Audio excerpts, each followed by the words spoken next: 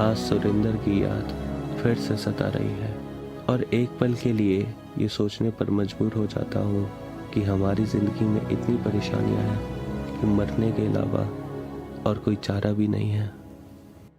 अच्छा किया उसने जो मर गया।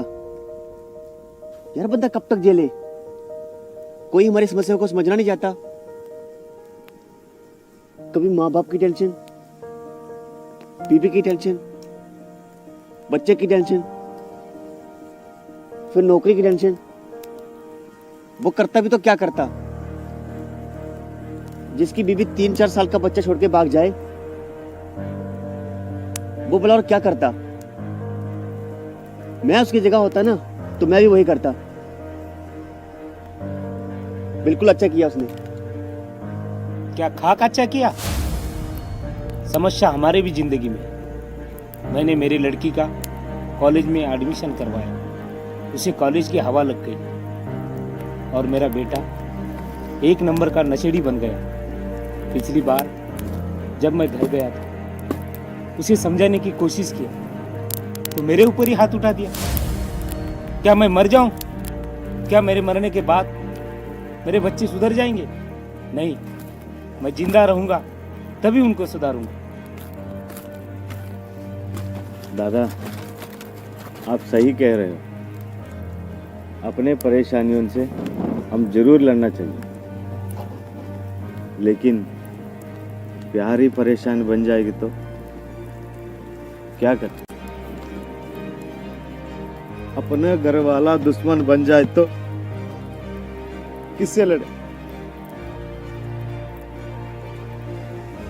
अरे अय्यर, तेरी तो शादी भी नहीं हुई यार। मुझे लगता है होगी भी नहीं। क्यों, कोई लड़की का चक्कर है क्या? हाँ दादा, मैं एक लड़की से बहुत प्यार करता हूँ जिसका नाम नैन्सी। वो भी मेरे से बहुत प्यार करती है, लेकिन अलग जात होने के कारण हमारा घर वाला हमारा शादी नहीं करवाना चाहता और नैन्सी का पिता उसका शादी कहीं और करवाना चाहता है। अगर नैन्सी का कुछ हो गया ना दादा, मैं भी अपने आप को खत्म कर लूंगा। मैं भी मर जाऊंगा दादा, मर जाऊंगा। अय्यर, कर दी ना बेवकूफ़ों जैसी बात। यार तू एक लड़की के लिए अपनी जान देना चाहता है। मुझे एक बात बता, क्या तेरे सुसाइड करने के बाद नैन्सी से तेरी शादी हो जाएगी? तेरी कोई समस्या है तो हम उसे सीओ साहब से बताएंगे और ज़रूरी हुआ तो साहब तेरे पापा को घर से बुलाएंगे और समझाएंगे। और मुझे पूरा विश्वास है कि साहब के समझाने के बाद तेरे पापा नैन्सी से शादी करने के लिए ज़रूर तैयार हो जाएंगे। यार बेवकूफ़ जैसी बात करता है। अगर नैन्सी से शादी नहीं हुई तो मैं मर जाऊंगा। अरे पासवान, तू मुंह लटका के क्यों बैठा है? कुछ नहीं यार। अरे कुछ तो बता यार। अरे खून खून का दुश्मन बना हुआ है। जमीन रिश्तों से बढ़कर तो नहीं होती ना। बिल्कुल ठीक बात है। बंटवारे में ताऊ जी को 2 बीघा जमीन ज्यादा दिया था और एक वो ही कि मेरे पापा को अब तक परेशान करते रहते हैं। कभी किसी खेत में बैल छोड़ देते हैं तो कभी किसी की मेड़ कटवा देते हैं। आज तो हद ही हो गई। ताऊ के छोटे लड़के ने मेरे पापा पे हाथ उठा दिया। क्या? वो लड़का मेरे साथ पढ़ा, खेला, खाया, बड़ा हुआ, उसकी इतनी हिम्मत, और मेरे को धमकाता है कि मैं वहां गया तो मेरे को सरकारी झमेले में फंसा देगा, नौकरी से हाथ धोना पड़ेगा। अब बताओ, यहां बैठा बाबूजी पर अत्याचार देखूं या नौकरी? ऐसा मन करता है कि अपना सर फोड़ लूं। पासवान, अय्यर ये एक लड़की के लिए सुसाइड करना चाहता है। नरेश कहता है सुरेंद्र ने ठीक किया। यार समस्या किसके साथ में नहीं होती? समस्या आपके साथ भी है, नरेश के साथ भी है, पासवान के साथ भी है। तो क्या इसका मतलब सभी सुसाइड कर लें? सर आपकी बात तो सही है, पर समस्या हद से ज्यादा गुजर जाए तो बंदा क्या करेगा? समस्या दोस्तों, समस्या तो सबके साथ होती है। कभी ऐसी ही समस्या मेरे साथ भी थी। जब मेरी शादी हुई थी, मेरी पत्नी कविता मुझसे उम्र में 10 साल छोटी थी। कविता सुंदर है, पढ़ी लिखी है, तो इसमें उसका क्या दोष है?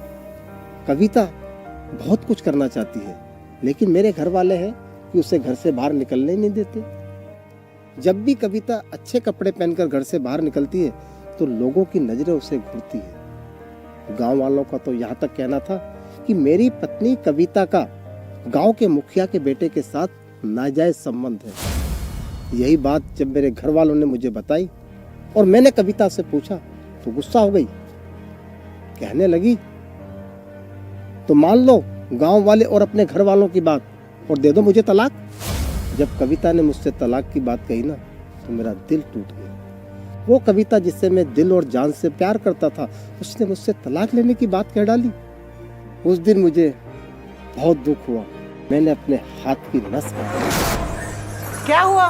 मैडम हाथ की नस काट ली मैंने। इसको इमरजेंसी में ले जाओ, ब्लड का अरेंजमेंट करिए आ जाके। अच्छा, मुझे होश आने के बाद सीओ साहब ने मुझे समझाया। तब जाकर मुझे मेरी गलती का एहसास हुआ कि मुझे कविता से ऐसे बात नहीं करनी चाहिए थी। और दूसरा जीवन दान मिल करके कैसा लग रहा है सुशील? सर आप यहाँ, मुझे तुमसे ऐसी कायरता की उम्मीद नहीं थी।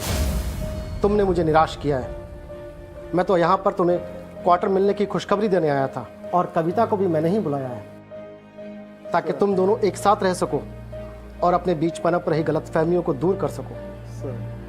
लेकिन जब यहाँ आया तो कुछ और ही देखा। चलो, जो हुआ सो हुआ। कविता को भी अपनी गलतियों का एहसास है।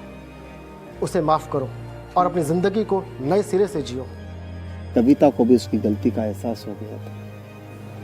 मैं आपके बिना वहाँ कैसे रहती हूँ? कभी आपने जानना चाहा? कभी आपने जानने की कोशिश करी कि मैं अपनी परेशानियाँ किससे बयां करती? मैं वहाँ बहुत अकेली पड़ गई थी। उसी अकेलेपन में मुझे मुखिया के बेटे के रूप में एक अच्छा दोस्त, एक अच्छा भाई मिला। लेकिन आपने, आपके घर वालों ने इस दोस्ती के पवित्र रिश्ते को एक अलग ही नाम दे डाला। इसलिए मैंने गुस्से में आकर मैंने तलाक की बात कह डाली।